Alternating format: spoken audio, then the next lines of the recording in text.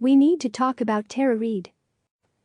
Lucia Brawley is a co-founder of AMP Global Technologies and an executive producer of two-time Interactive Emmy finalist Take Back the Mic, the World Cup of Hip Hop.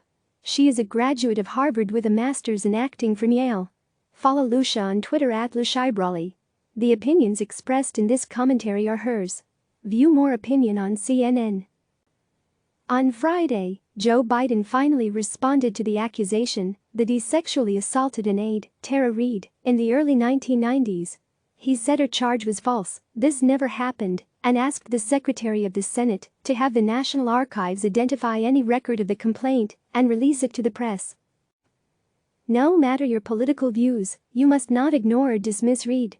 Even though for many Americans the implications of her accusations are horrible, even though many of us fear this he said she said case might destroy our country's one chance to rid itself of President Donald Trump, we must not reflexively discredit her, or give Biden a pass, or look away. We must always listen to women's accounts of sexual assault. We must give them their due weight. But listening to every woman doesn't necessarily mean believing every woman. We can be skeptical of the accused, in this case a presumptive Democratic candidate for the highest position in the land, and his supporters, and demand a response to the allegations. Biden has now given one. We need to decide whether we believe him. In doing so, we must also follow the facts. And we should cast a wary eye at those who have a vested interest in promoting and tweeting about such accusations, whether they are Republicans, such as the chair of the Republican National Committee, Ronna McDaniel, and the president's son, Don Jr., or prominent supporters of Biden's Democratic primary opponents, such as Bernie Sanders' former campaign staffers, who spend more time saying we should honor Ms. Reade's relatively thin allegations than they do demanding investigations into more than a dozen women who have credibly accused Trump of sexual harassment or worse. Trump denies those allegations. Many of those accusers bravely came forward early on, only to see him elected president, even after tape leaked in which he boasted of committing sexual assault. Indeed, to deflect from his own sordid alleged track record with women as he pursued the presidency, candidate Trump reverted to a tactic familiar to anyone who has followed his career arc. He paraded Bill Clinton's accusers like props at a press conference before a 2016 debate with Hillary Clinton. With democracy, women's rights, civil rights, immigrant rights, the economy, the climate, and public health at stake in November's election, we would be remiss not to notice the similarity here, as the incumbent's flaws are now transferred by his supporters onto the challenger.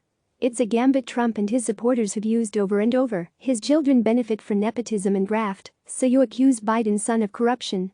A growing number of women have accused Trump of everything from severe sexual harassment to rape.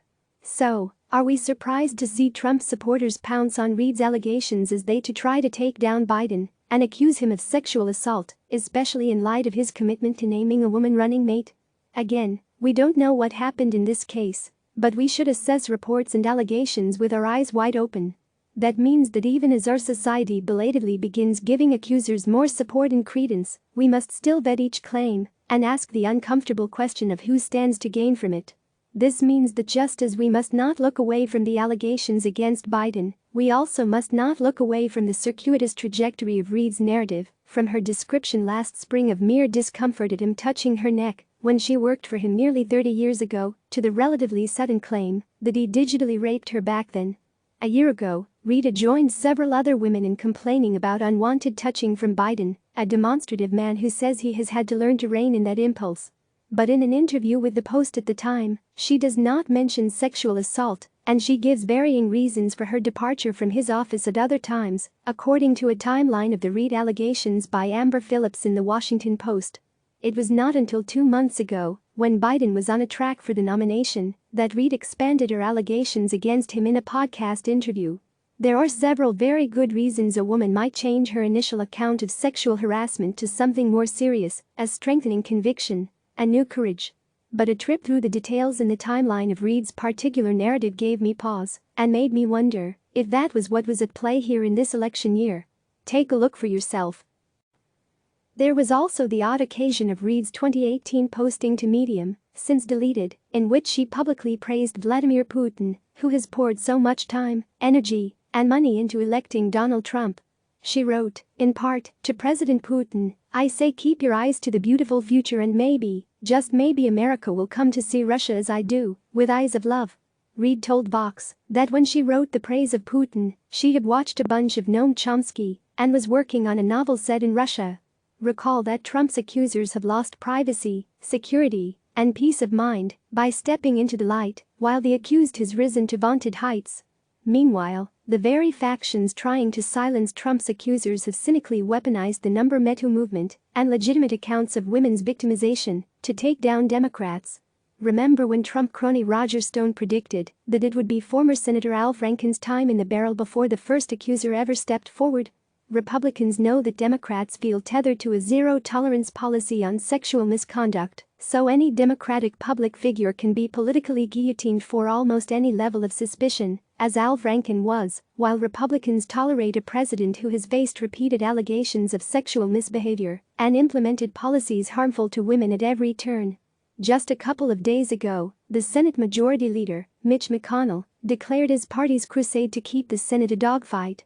If that's true, the fight to keep the White House is a bear fight, with Trump already clearly demonstrating there is no depth to which he won't sink to maintain power.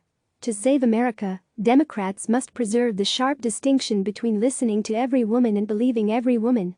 Discounting women's valid claims leads to a society that rewards predators, exemplified by the one inhabiting the Oval Office, while reflexively and unthinkingly believing certain claims does its own damage to truth and justice. Click subscribe to receive the latest news.